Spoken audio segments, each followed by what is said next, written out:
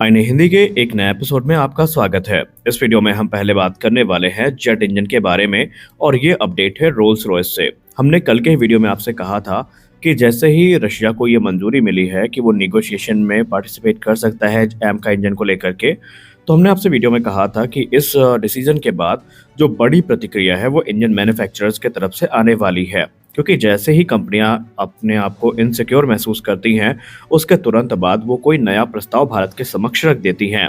और अब आप माने चाहे ना माने, लेकिन रोल्स रॉयस का पलड़ा यहाँ पर भारी होता थोड़ा नजर आ रहा है। रोल्स रॉयस जो ऑफर कर रहा है वो अभी तक सैफरान भी नहीं कर पाया है। रोल्स रॉयस ने अपना एक स्ट्रॉन्ग इंटरेस्ट व्यक्त किया है भारत के साथ कोलैब करने के लिए, और ये कोलैबोरेशन होगा एक next generation combat aircraft engine के लिए, जो कि एडवांस मीडियम कॉम्बैट एयरक्राफ्ट और दूसरे भारतीय फाइटर एयरक्राफ्ट्स में यूज किया जा सकेगा। इस प्रोग्राम के अंतर्गत ब्रिटिश एरोस्पेस जायंट ये एम कर रही है कि वो भारत के सेल्फ रिलायंस के मिशन को सपोर्ट करेगी और एक ऐसी स्ट्रेटेजिक पार्टनरशिप का गठन करेगी जो कि सिर्फ टेक्नोलॉजी ट्रांसफर तक आधारित नहीं होगी, बल्कि भविष्य में इसके बहुत सारे आयाम हमें देखने को मिलेंगे। इस पर बात करते हुए रोल्स रॉयस के अधिकारी ने कहा कि हम भारत के साथ पार्टिसिपेट करने के लिए इच्छुक हैं, जिसके अंतर्गत हम ऐसे इंजन के को डेवलपमेंट प्रोग्राम को शुरुआत करेंगे जो कि भारत के लिए महत्वपूर्ण होगा। ये हमारे लिए एक नई अपॉर्चुनिटी को लेकर के आया है कि हम दोनों देश मिल करके साथ में, या भारत के साथ सॉरी, हम मिल करके एक ऐसे इंजन को विकसित करेंगे जो कि 5th जनरेशन टेक्नोलॉजी से इक्विप होगा। हमने जो एयरक्राफ्ट इंजन को प्रपोज किया है, ये मॉडल पूरी तरीके से नया है। ये किसी भी एग्जिस्टिंग टेक्नोलॉजी पर आधारित नहीं है, बल्कि फ्रॉम कोर ये इंजन भारत में ही बनाया जाएगा, और इसके लिए हम पूरी तरीके से भारत को इंटेलेक्चुअल प्रॉपर्टी राइट्स देने के लिए तैयार हैं। इसके अलावा जो इंजन टेक्नोलॉजी है, इसमें किसी प्रकार का कोई कॉम्प्रोमाइज नहीं होगा। खुले दिल के साथ रोल्स रॉयस भारत के साथ पार्टनरशिप का गठन करेगी और काम को आगे बढ़ाया जाएगा। और इस इंजन के साथ अपग्रेड और एक्सपोर्ट की जो संभावनाएं हैं, ये प्रबल होंगी। भारत को इसे एक्सपोर्ट करने के लिए या अपग्रेड करने के लिए किसी एडिशनल परमिशन की जरूरत नहीं पड़ेगी। ये भारत के ऊपर है कि भारत यहाँ पर क्या करने वाला है।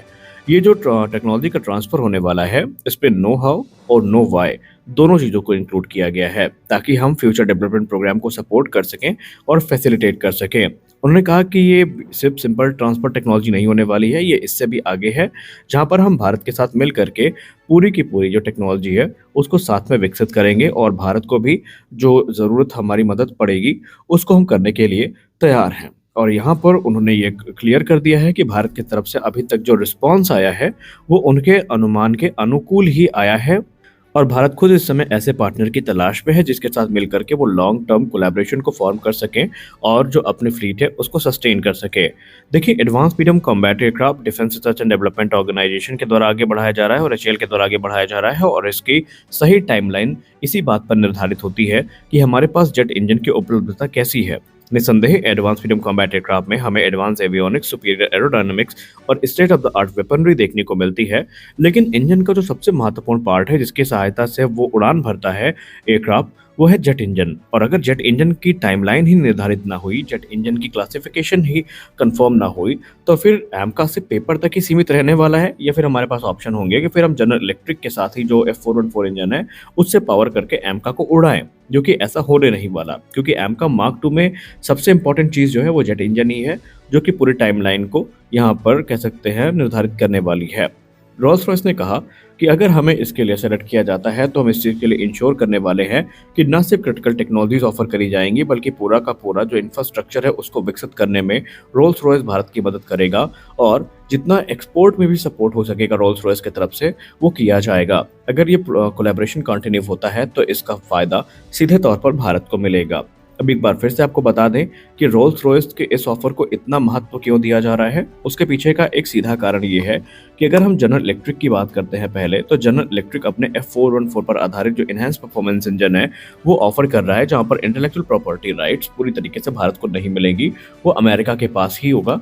यानी अमेरिका के पास फुल कंट्रोल होगा इसके अपग्रेड और मॉडिफिकेशन को कंट्रोल करने का। वहीं अगर हमें ये इंजन के साथ एयरक्राफ्ट एक्सपोर्ट करना पड़ा तो हमें अमेरिकी दया पर निर्भर करना पड़ेगा। फिर बारी आती है सैफरान की।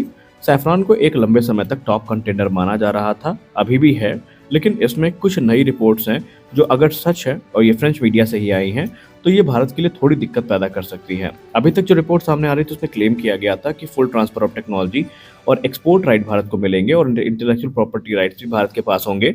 लेकिन अब रिपोर्ट्स में इंगित किया जा रहा है कि जो इंटेलेक्चुअल प्रॉपर्टी राइट्स है वो पार्शियल हो सकते हैं, यानी फ्रांस जो है एक सर्टेन लिमिट तक जो आईपीआर है ये भारत को देगा और बाकी वो सस्टेन करके रखेगा।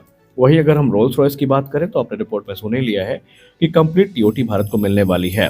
इसके अलावा यहाँ पर जो नया कंटेंडर सामने आया है वो कंटेंडर है बेसिकली आपका रशिया, जहाँ पर यूनाइटेड इंजन कॉर्पोरेशन की तरफ से प्रोडक्ट 177S को ऑफर किया गया है। ये इंजन बुरा नहीं है, लेकिन ये इंजन अभी बन के तैयार भी नहीं है। अभी सिर्फ इसकी ग्राउंड टेस्टिंग करी गई है और रिपोर्ट्स पहले भी इंगित कर चुकी हैं कि इसकी इन फ्लाइट टेस्टिंग तभी होगी जब इसके लिए कोई संभावित एक्सपोर्ट कस्टमर मिल जाएगा, यानी जब कोई डील फाइनलाइज होती नजर आएगी तभी इसकी इन फ्लाइट टेस्टिंग की शुरुआत करी जाएगी और उसके बाद ये इंजन डिलीवर कर दिया जाएगा। अब यहाँ पर ऑप्शंस कई सारे हैं। अब ये भारत के ऊपर है कि भारत किसके तरफ जाता है। अब यहाँ पर रोल्स रॉयस और सैफरान और जनरल इलेक्ट्रिक और यूनाइटेड इंजन कॉर्पोरेशन सबके बेनिफिट्स हमने आपको बता ही दिए हैं। तो अब देखना ये है कि अप्रैल का महीना काफी इंपॉर्टेंट होने वाला है, इसमें क्या डिसीजन निकल के आता है। अब बात कर लेते हैं राफेल एम डील को लेकर आई रिपोर्ट के बारे में।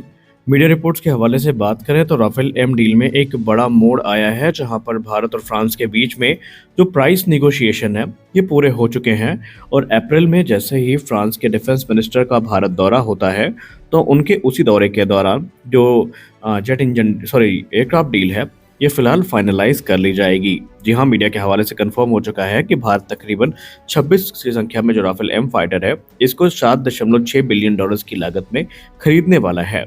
आपको बता दें कि इसमें जो मॉडिफिकेशन और दूसरे प्राइसेस हैं वो भी इंक्लूडेड है और ये जो डील है अप्रैल 2025 में फाइनलाइज करी जाएगी फ्रेंच डिफेंस मिनिस्टर के भारत दौरे के दौरान।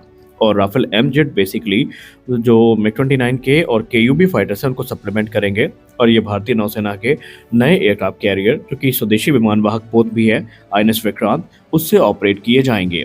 राफेल एम की जहां तक बात रही तो ये इंडिया स्पेसिफिक इन्हांसमेंट से इक्विप होकर आएंगे, जहां पर भारतीय नौसेना ने अपनी जो रिक्वायरमेंट रखी है उसको पूरा करते भी ये नजर आएंगे। यहाँ पर 22 की संख्या में राफेल एम और 4 की संख्या में राफेल बी वेरिएंट जो है वो खरीदे जाएंगे। अब अगर आप बी वेरिएंट के बारे में नहीं जानते तो ये राफेल के ट्रेनर वेरिएंट है जो कि डुअल सीट कॉन्फ़िगरेशन में हमें देखने को मिलते हैं और ये भारतीय नौसेना की बैकबोन बनने वाले हैं। सबसे महत्वपूर्ण चीज़ यहाँ पर जो देखने को मिलेगी वो ये है कि ये बेसिकली राफेल जो बी वेरिएंट है ये कैरियर ऑपरेशन के लिए डिज़ाइन नहीं है, ये शोर बेस्ड फैसिलिटी से ही ऑपरेट किए जाएंगे पायलट ट्रेनिंग के लिए। तो ये एक थोड़ा ड्रॉबैक के तौर पर देखा जा रहा है और बाकी सब ठीक ही है। राफेल एम पूरी तरीके से कैपेबल फाइटर है, इनके कैपेबिलिटी में कोई संदेह नहीं किया जा सकता। रही बात डिलीवरी की, तो डिलीवरी के लिए भारतीय नौसेना को कम से कम 2 से 3 वर्ष का इंतजार करना पड़ सकता है, तभी ये एयरक्राफ्ट भारतीय नौसेना को मिलने शुरू हो सकते हैं। तो आज के इस वीडियो में बस इतना ही। मिलते हैं अगले वीडियो में कुछ और अपडेट्स के साथ। आशा करते हैं वीडियो अच्छी लगी होगी। वीडियो अच्छी लगी वीडियो को लाइक करिए, नए चैनल को सब्सक्राइब करिए। मिलते हैं अगले वीडियो में, तब तक के लिए जय हिंद।